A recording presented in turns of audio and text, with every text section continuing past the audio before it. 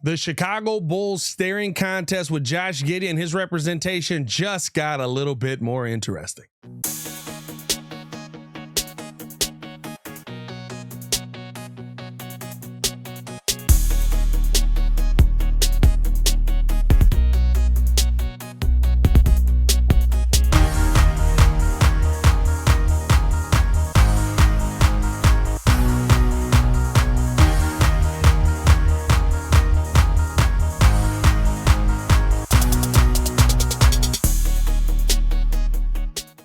Now, if you're rocking with the channel, hit that like button, subscribe to the page, leave a 5-star review. Y'all know what to do. Appreciate you guys who do support the channel every single day as we do post content on here Monday through Friday. Make sure that you guys are tapped in with us as well. Listen, the Giddy situation has just gotten so much more interesting. As per KC Johnson, the Bulls are holding firm on not offering Josh Giddey $30 million annually in contract negotiations. And seems like if Giddy's representatives continue to not like Chicago's offers, they could accept the $11 million qualifying offer to become an unrestricted free agent in 2026, which essentially would take the leverage out of the Chicago Bulls' hands heading into next season. Okay, so why are we here? Why is this happening? Listen, Josh Giddey knows that if he remains in Chicago and he plays well, 25 to 28 million is probably going to be on the low end, which is probably, like I said, where the Chicago Bulls are. I think they're probably somewhere in that $27 million range.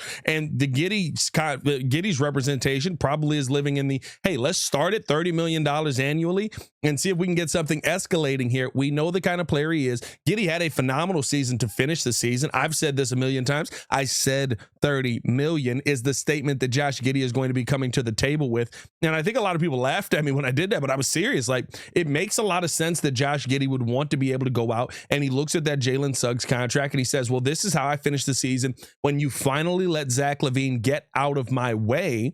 And all of a sudden, this thing took off and we were winning more games and we were being a much more competitive team. And yes, we were in the play-in, but we were very competitive throughout the second half of the season. If you had done this earlier in the year, we might have been a playoff team. This is how Giddy's team is probably negotiating this whole thing. And listen, at the end of the day, do I believe that that's exactly the truth there? Let me know how you guys feel in the comments below. Do you think that the Bulls would have done better if Josh Giddey had just had full control of this team from the beginning of the season? I don't know. But here's the one thing that I do know. If you're the Chicago Bulls and you don't believe that Josh Giddey is somebody who you want to take up 20% of your cap to start this thing off, to over 20% of your cap to start this thing off, and knowing that it's going to grow essentially probably 10% year over year, just about. So by the end of it, yeah, maybe he's at 14% of your cap, but you'll probably end up restructuring a deal or renegotiating a deal by then.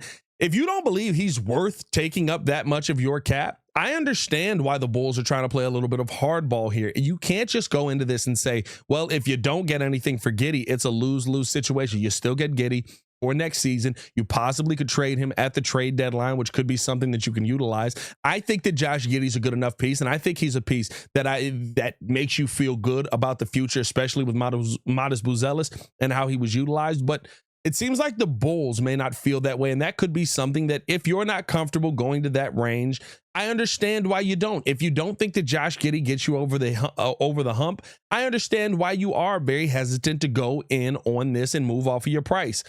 What it would do for the Bulls right now is if you end up paying Giddy $11 million this year, that does open up opportunities for the Bulls now to go out and add another player, and then you would have to cut some people on this team because you've got all your spots fully guaranteed. But add another piece on this team that possibly could be a Jonathan Kuminga, who's also dealing with his contract situation, a Cam Thomas who's dealing with his contract situation, right? Like I think that there is a lot where you could look at the Bulls and say, listen, we're not comfortable there just yet. But if you take this qualifying offer now, we play out this season, if things go well, we're willing to go here with you next year. Now, that's a gamble to take because Josh Giddey then becomes an unrestricted free agent. And with him becoming an unrestricted free agent, now you're sitting there having the conversation about probably losing him to somebody else. Very rarely does somebody take the qualifying offer of nothing. I love betting on himself. And then you come back and say, hey, yeah, I'm so happy that you guys had me on a low money deal. I'm going to be fine just taking whatever. I think now you're in the conversation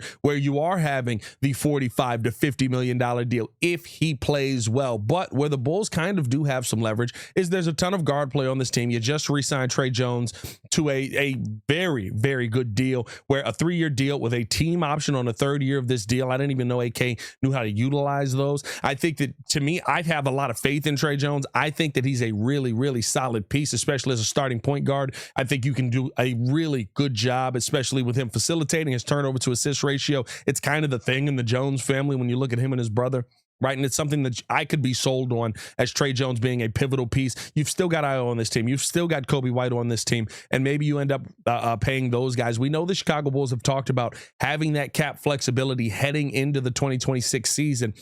And I think that's why they're dug in on, we're not willing to pay you $30 million annually. We're not going to tie ourselves to somebody else to that big of a contract who we don't feel gets us over the hump. Let me know how you guys feel in the comments below. I'll be down there talking with you guys as well. I think that, you know, this is a different situation than we've seen the Bulls in a while here. But do you feel like the Bulls just need to get this deal done with Josh Giddey?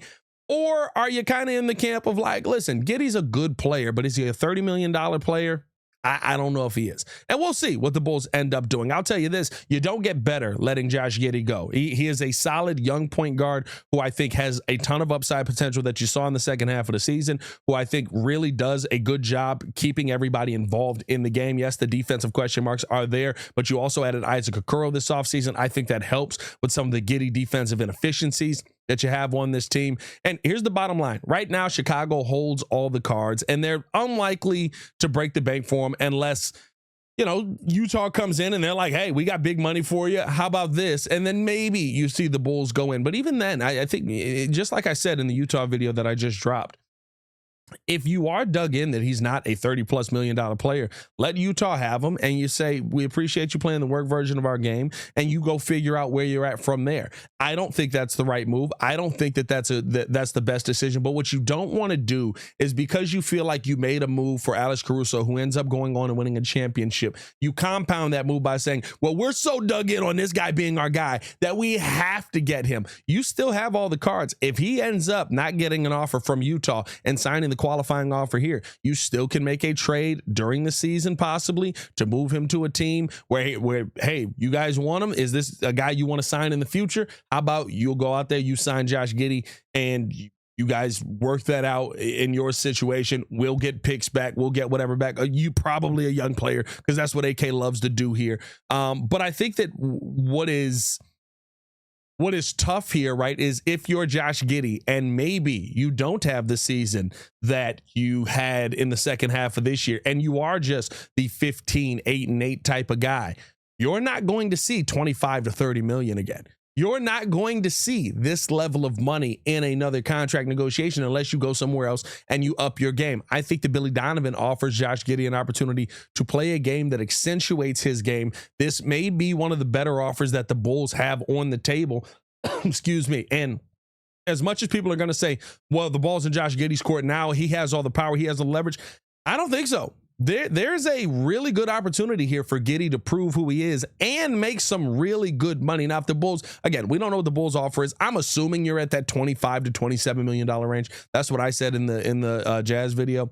If you're at $20 million, that's a very different conversation. You're not paying me like Patrick Williams on it. You know what I mean? Like that's now we're getting into disrespectful ranges and things like that. But right now, I think that if you're the Bulls and you're looking at the opportunity, and we know what their conversation has been, the summer of 2026, the 2026 free agents, the players that we are, you know, really looking to add to this team in 2026. We want to have cap flexibility in 2026. 2026 seems to be their big plan. Who are the big name free agents in 2026? You know what I mean? Like that's the conversation that you got to have. If you're the Bulls right now, is this the best you're going to get? I think that's a conversation where both sides, like I said, are going to have to leave this table feeling like they gave something up.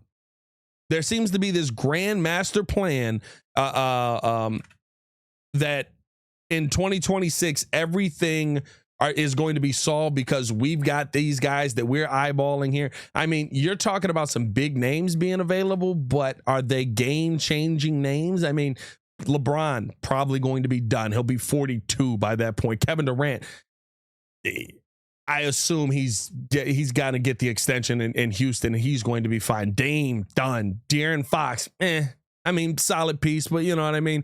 Kristaps, Brooke, Hartenstein, Bradley Beal. Like, who are these players? Like, even if Luka has already been extended, Trey Young, like, are you coveting Trey Young right now? If you're coveting Trey Young, I'll flip a table. And so that to me is kind of where, and I think Trey Young also is a restricted free agent at that point. But those are the things to me where Giddy and the Bulls have kind of dug in here, and they're both, just kind of at a stalemate. This may be the best situation for both sides, where Giddy signs for a little bit less. You give him the 5 years, you give him the 5 years, and you guys move forward. I can see that being an option as well. I think the big thing for me with this Bulls team right now and where they're at is that you don't want to dig yourself in a deeper hole than where you're already at.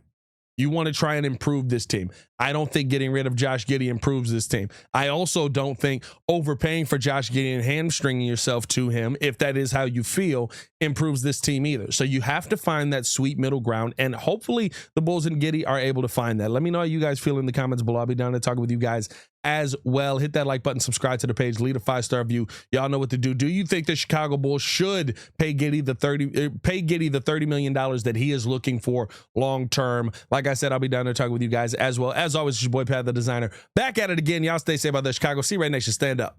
Peace.